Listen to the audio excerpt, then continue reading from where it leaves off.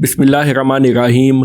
دوستو، آج میں آپ کو یہودی مذاہب میں خواتین پر ہونے والے مظالم اور ان کی شادیوں میں ہونے والے عجیب و غریب رواج کے بارے میں آگاہ کروں گا۔ یہودیوں کی شادی کے رسم و رواج اور الٹے قسم کے اصول جان کر یقیناً آپ حیران اور پریشان ہو جائیں گے۔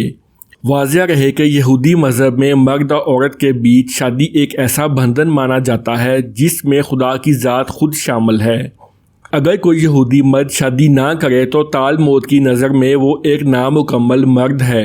سب سے پہلے یہودی عورت کے مقام پر نظر ڈالی جائے تو پتہ لگتا ہے کہ ان یہودی عورتوں کا مقام نہایت پست ہے۔ اس کی یہودیوں کے نزدیک ایک بنیادی وجہ ہے، اور وہ وجہ یہ ہے کہ یہودی سمجھتے ہیں کہ حوا نے آدم کو ایک ممنوعہ پھل کھانے پر اکسایا، اسی وجہ سے وہ جنت سے نکالے گئے، اور اسی بنا پر یہودی مذہب میں عورتوں کو مرد کی غلامی، حیض جیسی ناپاکی اور حمل کے درد کی سزا ملی۔ بائبل میں ہے کہ میں تیرے درد حمل کو بہت بڑھاؤں گا، تو درد کے ساتھ بچے پیدا کرے گی، اور تیرے شوہر کا تجھ پر رعب ہوگا اور وہ تجھ پر حکومت کرے گا۔ یہودی معاشرے میں عورت کی حیثیت ان سخت الفاظ میں بیان کی گئی ہے کہ گھوڑا اچھا ہو یا برا اسے سکھانے کی ضرورت ہے، اور عورت اچھی ہو یا بری اسے مال کی ضرورت ہے۔ یہودیت میں عورت کی شادی خاوند کی خدمت اور اولاد پیدا کرنے کے لیے ہے۔ یہودی مذہب کا ایک اور عجیب و غریب اصول یہ ہے کہ اگر کسی مرد کے ہاں کئی سال تک اولاد نہ ہو تو وہ اپنی بیوی کو پوچھے بنا دوسری شادی کر سکتا ہے، اور دوسری شادی کرنے کے لیے بھی اسے اپنی پہلی بیوی سے اجازت لینے کی کوئی ضرورت نہیں۔ یہودیوں کی مذہبی کتاب بائبل میں ہے کہ یہودی مرد زیادہ سے زیادہ شادیاں کریں تاکہ تم سے بیٹے اور بیٹیاں پیدا ہوں، اور اپنے بیٹوں کے لیے بیویاں لو اور اپنی بیٹیوں کے لیے شوہر لو تاکہ ان سے بیٹے بیٹیاں پیدا ہوں اور تم وہاں پھلو اور پھولو۔ نکاح کے قانون کی طرح طلاق کا قانون بھی یہودی عورتوں کی داستان سناتا ہے۔ یہودی مرد جب چاہے چھوٹی سی غلطی پر بیوی کو طلاق دے سکتا ہے۔ اگر یہودی مرد کو پہلی بیوی کے مقابلے میں دوسری کوئی زیادہ خوبصورت لڑکی مل جائے تو وہ اپنی پہلی بیوی کو طلاق دے کر دوسری لڑکی سے شادی کر کے زیادہ اچھی زندگی گزار سکتا ہے۔ یہودی مردوں کو یہ حق مذہب نے دیا ہے۔ یہودی مذہب میں مرد جتنی چاہے اتنی ہی بیویاں رکھ سکتا ہے۔ آپ کو یہ جان کر حیرانگی ہوگی کہ یہودی مذہب میں منگنی بھی کئی طریقوں سے کی جاتی ہے۔ یہودیوں میں منگنی 3 طرح سے کی جاتی ہے۔ پہلے طریقے میں لڑکا لڑکی کو منگنی میں کچھ رقم دے دیتا ہے۔ یہ اس بات کی علامت ہوتی ہے کہ ان کی آپس میں منگنی ہو گئی ہے۔ ان کا دوسرا طریقہ یہ ہے کہ لڑکا اور لڑکی آپس میں ایک معاہدہ لکھ لیتے ہیں۔ یہ معاہدہ ان کی منگنی کی علامت ہوتا ہے۔ یہودی مذہب میں تیسرا طریقہ یہ ہے کہ لڑکا اور لڑکی آپس میں جنسی تعلق قائم کر لیتے ہیں۔ یہ جنسی تعلق ان کی منگنی شمار ہوتی ہے، لیکن یہ تیسرا طریقہ دوسرے مذاہب سے مقابلتاً کافی عجیب و غریب ہے، لیکن یہ طریقہ معاشرے میں بہت ہی کم رائج ہے۔ منگنی کے بعد باری آتی ہے شادی کی۔ یہودی مذہب میں شادی کی کیا عمر ہونی چاہیے؟ اس کا کوئی واضح ثبوت یہودی مذہب میں نہیں ملتا، البتہ تال موت کے مطابق شادی کی کم از کم عمر 12 سال ہونی چاہیے۔ یہودی مذہب میں ہے کہ اگر کسی کی لڑکی یا بیٹی 12 سال کی ہو جائے تو اس سے کوئی گناہ سرزد ہو جائے تو اس کا گناہ ان کے سر ہوگا جنہوں نے اس کی شادی نہیں کی۔ یہودی مذہب کی شادی میں ایک انوکھی رسم گلاس توڑنے کی بھی ہے، جس میں دلہا دلہن شراب پینے کے بعد گلاس کو نیچے زمین پر رکھتے ہیں اور دلہا اپنے دائیں پاؤں سے اس گلاس کو توڑتا ہے۔ گلاس کے ٹوٹنے پر سب لوگ اس جوڑے کو خوش قسمت سمجھتے ہیں۔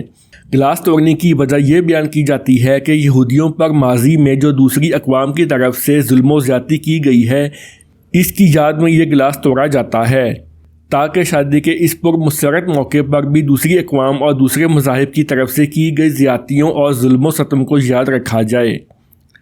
بعض روایات میں یہ بھی بتاتے ہیں کہ اس گلاس کے ٹوٹنے پر اس کے ٹکڑوں سے پتہ چلایا جاتا ہے کہ دلہا اور دلہن کی شادی کتنے سال قائم رہے گی۔ یہودی مذہب میں حق مہر کا تصور۔ واضح رہے، یہودی مذہب میں حق مہر کو عورت کا معاشی حق نہیں سمجھا جاتا۔ یہی وجہ ہے کہ اسے اتنی زیادہ اہمیت بھی نہیں دی جاتی۔ اسی وجہ سے یہودی قانون میں اس کا ذکر اشارتاً موجود ہے، مگر زیادہ ڈیٹیل میں اس کا کوئی ذکر موجود نہیں۔ یہودی مذہب میں اگر کوئی مرد کنواری لڑکی سے مباشرت کرے تو ضرور اسے مہر دے کر اس سے شادی کر لے۔ اگر لڑکی کا باپ راضی نہ ہو اور وہ اپنی بیٹی اسے نہ دینا چاہتا ہو تو وہ کنواری لڑکی کے مہر کے مطابق اسے نقدی دے۔ یہودی مذہب میں کسی غیر مذہب میں شادی کا اصول۔ واضح رہے، یہودی مذہب میں شادی کے لیے لڑکے اور لڑکی کا پیدائشی طور پر یہودی ہونا لازمی ہے۔ اگر ان میں سے ایک بھی غیر یہودی ہے تو پھر ان کا نکاح نہیں ہو سکتا۔ یہودی مذہب میں زیادہ تر شادیاں یہودی مذہب کے اندر ہی کی جاتی ہیں۔ اس کی وجہ یہ ہے کہ غیر یہودی عورت سے پیدا ہونے والا بچہ یہودی مذہب کے مطابق یہودی نہیں ہوتا، پھر چاہے اس کا باپ یہودی ہی کیوں نہ ہو۔ یہودی مذہب میں جب ایک بار یہودی عورت کی شادی ہو جائے تو پھر وہ دوبارہ شادی نہیں کر سکتی۔ اگر کسی یہودی عورت کو اس کے خاوند نے طلاق دے دی تو بھی یہ دوبارہ شادی نہیں کر سکتی، اور نہ ہی کسی مرد کو اس سے شادی کرنے کی اجازت ہے۔ بائبل میں مردوں کو خبردار کرتے ہوئے لکھا گیا ہے کہ وہ کسی فحشہ یا ناپاک عورت سے شادی نہ کریں۔ اس سے واضح ہوتا ہے کہ یہودی مذہب میں عورت کو کس قدر پابندیوں میں جکڑا گیا ہے۔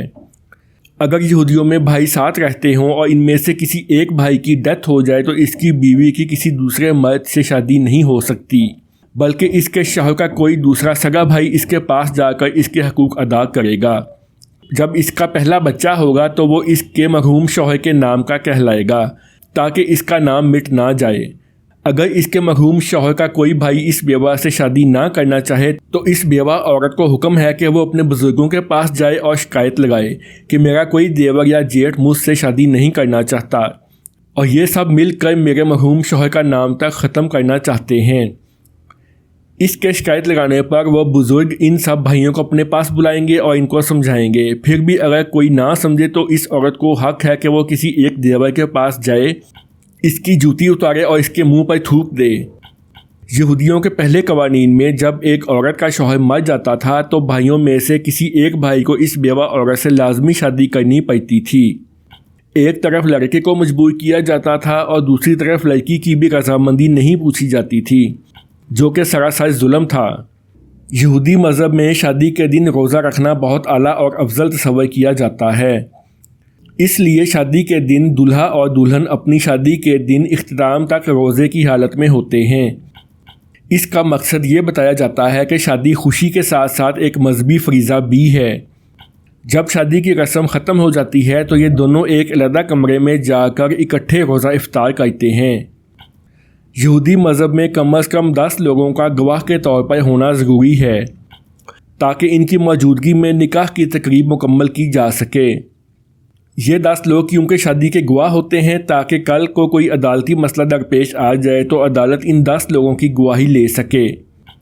ان میں سے ایک ربی بھی ہونا چاہیے جو تورات کی کچھ آیات اور دعاؤں کی تلاوت کر سکے اور اس جوڑے کو خدا کی رحمت کی دعا دے سکے۔ تو شارٹس ان لا کے ناظرین، یہ تھے یہودی مذہب میں پائے جانے والے شادی کے اصول۔ اگر آپ کو ہماری ویڈیو پسند آئی ہے تو آپ ہمارے چینل کو سبسکرائب کر لیں اور بیل آئیکن بھی پریس کر دیں تاکہ ہر نئی آنے والی ویڈیو کی اپڈیٹ آپ کو ان ٹائم مل سکے۔ ملتے ہیں ایک نئی اچھی اور انفارمیٹیو ویڈیو کے ساتھ، تب تک اللہ حافظ۔